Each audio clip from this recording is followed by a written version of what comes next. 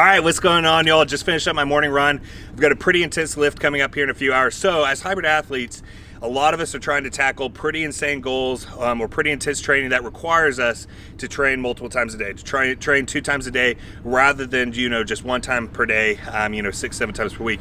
We've got to get a run and a lift session in. So today I'm going to talk to you about how to appropriately and best do 2 days. That way you're not only slogging through your training sessions, but actually getting the most out of your training sessions and performing at your absolute best. So this is how you can go ahead and do 2 days and actually do it the right way.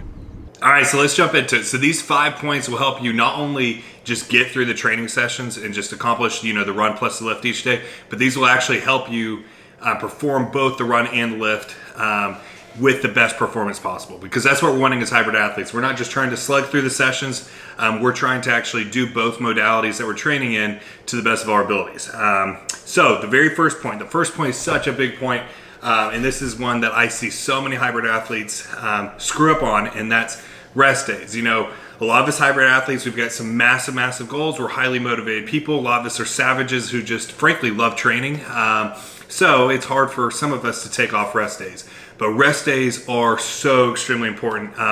One, they're important for if you're just training in this single modality. So if you're just doing bodybuilding or you're just doing ultra running, the rest days are going to be important just with that. But as a hybrid athlete, they're even more crucial. I can tell you when I started hybrid training years ago, when I really was combining bodybuilding with ultra running before I went all in with bodybuilding, I went through a period of time where I tried doing 2 days pretty much every day. I would do, I think, 4 or 5 2 days during the week, and then the other days that weren't 2 days still had at least a run or a lift on. And I had no complete rest days off. That lasted probably about 3 weeks to a month before my body just completely burned out. You've got to have rest days in place. So right now I'm doing 5 lifting sessions per week and 5 running per sessions per week. All of those are on the same day. So this leaves me with 2 completely dedicated rest days per week now. That way it allows me to hit those training days hard. With that being said, I think for a lot of hybrid athletes, I think having 1 dedicated rest day and then an active rest day, and that active rest day could still include an easy short to medium distance run. But getting away with 1 full rest day is going to be plenty for a lot of hybrid athletes out there. What you don't want to do is just train 7 days per week, especially with 2 days thrown in there. For most people out there, that's going to lead to overtraining really quickly. So big point here is take rest days, take at least 1 per week, and then take 1 dedicated rest day per week. So it's not just taking off from training, but then going out and having an active rest day. If you're going 6 days per week with most of those being 2 days, you're going to need a dedicated rest day to where you have your feet up on the couch and you're allowing your body to completely recover. But take your rest days seriously. That's the first big point, and the biggest point that I see hybrid athletes, including myself back in the day, what most don't take seriously enough. So point number 2, another really big point. This is nutrition. So many hybrid athletes are not getting enough calories out there, and a lot aren't getting enough protein out there. So, if you're lifting and running, 1, you're going to need enough protein in place. This is where I suggest about 1 gram or at least 1 gram per pound of body weight for most hybrid athletes. But get enough protein and get enough calories. If you're constantly in a deficit or you're constantly having too low of calories, you're just not going to have enough energy in place to perform both your training session with the run and your lifting session, to the best of your ability. You're going to be burnt out at least on one of those sessions, if not both, and the performance is just going to be decreased to where you're not actually progressing. That's what we're wanting as hybrid athletes. We're not just trying to, kind of stay where we're at and, not improve ever with the running, not improve ever with the lifting. If you want to go ahead and progress with either or both, you're going to need to have the nutrition in place to allow for that progression. So make sure to have enough nutrition, enough calories in place. And for a lot of hybrid athletes, a lot are way underplaying how much they need. You got to think, now you're not eating for just 1 training modality. Now you're eating for 2 training modalities, plus the sweat loss, plus the spiking of the metabolism that this does. Hybrid athletes have to eat a lot of food. And I talk to so many on a regular basis who are frankly just way under eating. Talked to one last week came up to me, and he's essentially having trouble balancing out both the run and the lift. And my very first question I asked him was, how much are you eating? And it was well under 2,500 calories. And it was just plainly just not enough. He was just not eating enough food. So make sure you got enough food to support all the training that you're doing. You know, if you're doing a run plus a lift, that's quite a bit of training per day and per week that you need to fuel for. Okay, going along with the nutrition, point number 3, and this is a big one that not a lot of people think about. More bodybuilders, if you're coming from the bodybuilding side, you're gonna probably have thought about this, but you want to go ahead and put plenty of time and as many meals as you can between your 2 training sessions. So the reason I say bodybuilders already know this is it's pretty general rule of thumb in bodybuilding to separate your cardio, you know, especially if it's fasted cardio, from your lifting session. That way, you're still preserving all the intensity and basically all the energy for your lifting session. That way, the performance on the lifting session can be as high as possible. If you were to go straight from doing your fasted cardio on a bike or a run, and then you went straight into lifting session without eating, without giving time to recover, that lifting session, the intensity is going to be way down, and frankly, the performance of that lifting session is absolutely going to be lower than if you separated your run from the lift with time and multiple meals. So this is where, for most hybrid athletes, if possible, if you can do this with your schedule, I recommend having a morning session and then an afternoon or evening session. This separates your 2 different training modalities of that day by quite a while. So, I would recommend having as many hours, at least 6+ hours between your 2 training sessions if you can. And me personally, I always eat 3 meals between my run and my lift. So I'll get up, I'll have a meal before the run, and it's just a shake. I'll go run, and then I'll have meals 2, 3, and 4 all before the lift, and then meals 5 and 6 are after the lift. But having those 3 meals in me versus just 1 or even 2, my performance on the lifting side is so much better. And that's the other point I didn't mention, kind of goes along with the nutrition side.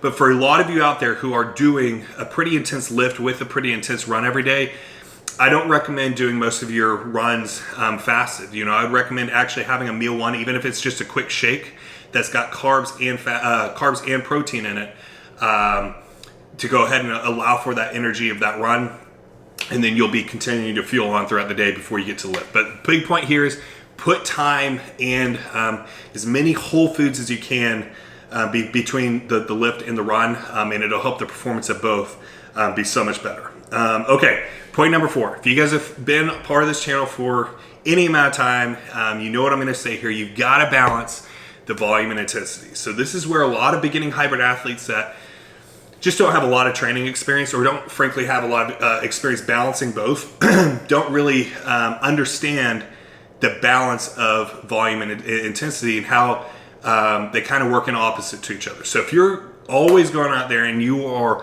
banging out crazy fast, intense runs, those super anaerobic runs, your speed workouts, tempo runs, and at the same time you're now trying to go into the gym and really lift with high intensity, which on the lifting side, let's just take bodybuilding here, but this really goes with any strength modality, bodybuilding, powerlifting, strongman, but especially bodybuilding here. Intensity is really what's going to give you the results you need. Volume is not going to be great bang for your buck on the lifting side, and volume on the running side is going to be much better. That's where I've talked for years now that save most of your volume for the runs and save the intensity for the lifts. So on the lifting side, you're typically, unless you're just in a phase throughout the year, you're in a training block that you're really just focusing primarily on the lifting side. The running side's, kind of taking a step down. I've talked about the balancing of the hybrid scale, but as long as you're not in that phase, you're going to get a lot more out of having a lot of intensity in the gym, but keeping volume relatively on the lower end, and then having the volume on the road or the trail. This means that for most hybrid athletes out there, I don't recommend doing a crap ton of speed work. Obviously, this is dependent on what type of hybrid athlete you are. If you're a marathoner or an ultra runner, you're not going to be doing near as many track sessions as if you are a hybrid athlete focused on, getting a PR in a 5K or even all the way up to, you know, half marathon. You know, then you're going to probably need to have a little bit more speed work in there, but your volume on the running side is going to be a lot lower. Obviously, with marathoners and going up to ultras, you're going to have a lot of volume on the road or the trail. So this is where, you know, having one speed session in per week that's an intensity session is going to be completely fine. But doing more than that is really going to start just adding in way too much intensity, both on the lifting side and the running side. That this is where you can really create overtraining quite quickly and start not getting the performance benefits out of both. And one of them, if not both of the modalities, are going to start suffering. So when balancing the lifting and the volume of the two, I recommend keeping your lifting sessions very, very, very high intensity. That doesn't mean short rest periods. A lot of people think when I say high intensity, I mean short rest periods.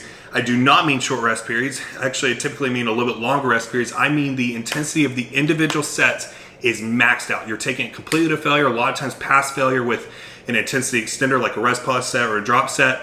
But volume will be kept on the lower end. That way intensity on the lifting side can be kept absolutely maximum. And then on the running side, you know, do most of your runs, you know, keeping the volume high to where you can be really, really kind of ramping up mileage, but keep it, you know, really, really low intensity. You know, keep those zone 2 or those MAF runs as, you know, I would say 80 plus to 90 plus % of your runs.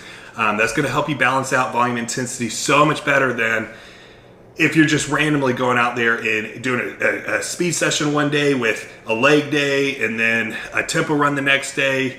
It's all over the place. This is where, if you are a beginner to this, I do recommend following a very solid hybrid plan, not just a solid, you know, marathon plan or ultra running plan or even just a bodybuilding plan. You need to follow a very good hybrid plan that mixes the two and that has balanced out volume and intensity. Because if you don't have these two balanced out, you'll burn out, and these 2-day sessions just frankly aren't gonna do a lot for you. So that's a big one, is balance out intensity and volume. And then the fifth point, the last one, is recovery. So if you don't have recovery in place, all of this is going to fall apart. You're just going to start breaking. So for hybrid athletes out there, I'm assuming you have some type of GPS watch that you're tracking your runs or your bikes or whatever your endurance modality is, whether that's a Garmin, a Coros, an Apple Watch, whatever. Most of these have abilities now to track sleep. So as a hybrid athlete, I highly recommend you start tracking your sleep, and not only tracking it, but just like you're trying to progress performance on your runs and your lifts, also be trying to improve your sleep quality. So be using your apps or your watch or whatever you're using to track your sleep to be improving that, and make sure your sleep is in a really solid spot. Me personally, I try to get 8 to 8.5 hours of sleep every night. I always end up usually getting about 7.5 to 8.5 every night. And that's where I feel great. That's my sweet spot. I recover incredibly well doing 2 days. But it's something that I focus on over time. Along with that, I make sure that I'm religious with stretching every night. You know, I personally like to take Epsom salt baths. My point here is that make sure you take recovery very seriously. Don't just go ahead and do your run, do your lift, eat your food, and then just call it that. You've got to have recovery as a focal point. This is something that I have not paid as much attention to in the past as I should have, and I've suffered because of it. You've got to have all 5 of these points in place if you're going to do 2 days, one for a long period of time, but then also do them to where they're actually beneficial for your training and you're actually improving. You're not just going in and just, you know, lifting weights and then just going out and doing a run and then not progressing. I see that happen all the time with hybrid athletes, is they'll just go and do a run and a lift. And if that's how you want to train, that's completely fine. But this video is really specific to those of you wanting to do 2 days because you have a training goal that you're trying to accomplish. So your 2 days have to actually be very beneficial, and you need the performance in both of those. But these 5 points will definitely go ahead and make sure that your 2 days you're getting the most out of them, and that way you can go ahead and accomplish the goal you want. But I hope you guys enjoyed these tips. These tips have absolutely been game changers for me, not just with hybrid training, but also with purely just bodybuilding, even back in the day when I was ultra running. But this is very specific. It has made a big difference in my hybrid training. But I hope you guys enjoyed this. If you did, please go ahead and smash that like button, hit subscribe if you haven't already. Be happy, be positive, be powerful, and have a great rest of your day.